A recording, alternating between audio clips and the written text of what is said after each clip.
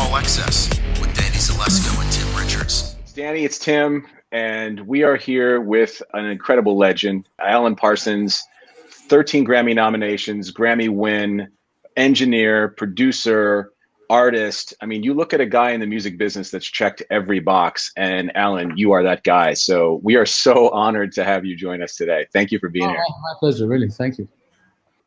On the engineering side, just one geek question. Dark Side of the Moon, Money, and that loop at the beginning. How did you do that when there was no Pro Tools? What did you guys do to create that? Incredibly primitive technology, actually. I mean, it was just literally a 4-track tape cut into individual slices, stuck together with sticky tape, going around in a continuous loop around the heads of a tape machine with mic stands supporting the loop. The difficulty was getting it to sound rhythmically correct. And we discovered that the only way to do that was physically measure each sound, each length of tape, then cut it, whatever it was, 6 7/8 inches or something. And each of those sounds had to be exactly 6 7/8, otherwise it didn't sound right. Well, that sound was iconic. Pro Tools, if we'd had DAWs back then, it would have taken 15 minutes to put it together. It took. Yeah. It took. And how long did it take? At least all day, probably. But the interesting thing is they actually played to that loop. That was effectively their click track to play to. Well, I was just going to say, it's like it constantly comes up with, today's modern effects that you can use versus what you had to do to come up with that sound that you had in your head, and then how to get that out back then. And, we were just saying the 90s wasn't that long ago. This was only 20 years ago before that, to put it in perspective. I mean, it's almost 50 years ago. And it sounds like, if you put it on right now, it sounds like whatever technical advantage you might have had back then, it was at your disposal, and it really wasn't. I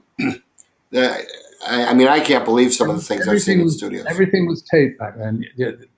You just made effects with tape. Somehow you would have, loops. You would have delays before you hit the echo chamber or reverb unit. You would have tape echo, which is the sort of recycling echo thing. All those effects. There were no digital boxes that magically produced these. Did you have? Yeah, that's what makes it so impressive. Was the feeling in the studio during the time that you guys were recording? I mean, as you got it going and you got past basic tracks and whatever order you added more instruments and vocals on it, at what point did you guys feel like you had something above and beyond a typical Pink Floyd record? And there's nothing typical about the previous Floyd records. I mean, Uma Guma was a piece of work in metal and Obscured by Clouds and even the More soundtrack. You missed out the one I worked on, which is the cow one. Adam Heart Mother one of the greatest rock symphonies ever made. And I've played that for people who aren't super Pink Floyd savvy. Nobody ever gets that that's Pink Floyd. The songs on the other side, of course, sound like Pink Floyd, but Adam Heart Mother, until you get to Gilmour's guitar playing in there, it's very difficult to tell what it is. But all those records were so fantastic. But this record, Dark Side, I saw it when they first came to America and played it live about a year before it came out.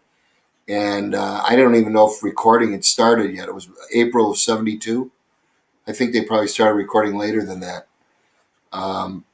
That sounds about right. Yeah.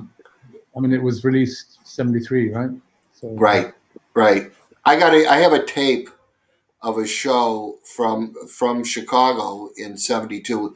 I've never played it for you. I got to get you a copy of that. It's absolutely sensational. It's all their music, no chick singers, no effects, and no saxophones. Four guys playing that album and just working out the bugs. And one of my all time favorite recordings of anything anywhere. And it's as crude as it could be. Would have been billed as Eclipse back then, right? Correct. All Access with Danny Zelisko and Tim Richards.